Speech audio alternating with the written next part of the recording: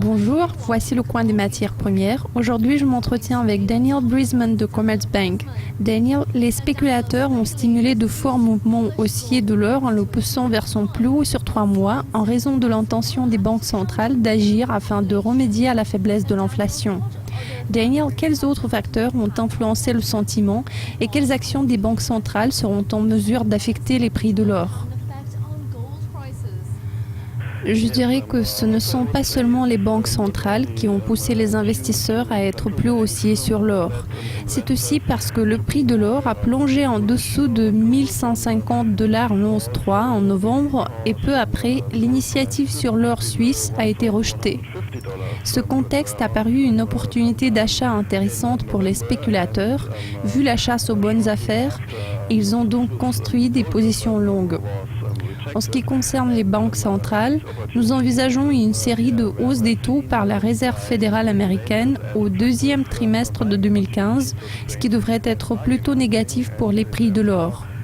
D'autre part, certaines autres banques centrales, comme par exemple la Banque du Japon ou la Banque centrale européenne, accélèrent leur politique monétaire et cherchent à augmenter leur bilan. De toute évidence et en toute logique, dans cette situation, l'or comme une valeur refuge et monnaie indépendante est susceptible de tirer profit de la demande physique croissante.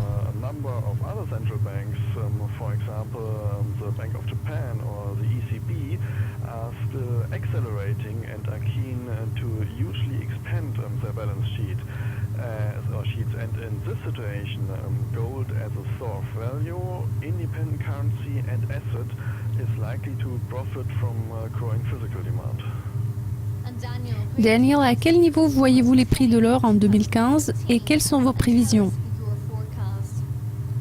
Selon nous, l'or va s'échanger à 1250 $ l'once 3 d'ici la fin de 2015.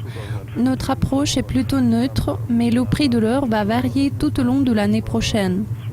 Selon nous, le prix de l'or va être sous pression au cours de la première moitié de l'année en raison de l'attente des hausses des taux d'intérêt aux États-Unis, mais aussi, une fois que la Fed aura commencé son cycle de hausse des taux d'intérêt, il y aura une correction et nous envisageons que le prix de l'or va nettement progresser.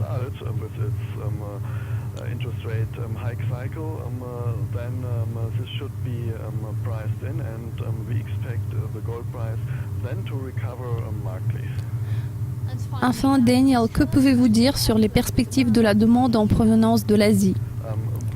Nous pensons que la demande va augmenter en Inde, en particulier après que la Banque centrale indienne a étonnamment desserré ses restrictions à l'importation de l'or, et nous nous attendons également à une reprise de la demande chinoise. Dans l'ensemble, pour les prix de l'or, nous anticipons un bon soutien du côté de la demande asiatique. Daniel, merci beaucoup de votre temps aujourd'hui. Comme toujours, c'était un plaisir de discuter avec vous. Chers spectateurs, restez à l'écoute car nous avons beaucoup de mises à jour intéressantes à vous présenter sur Dukascopy TV. Au revoir.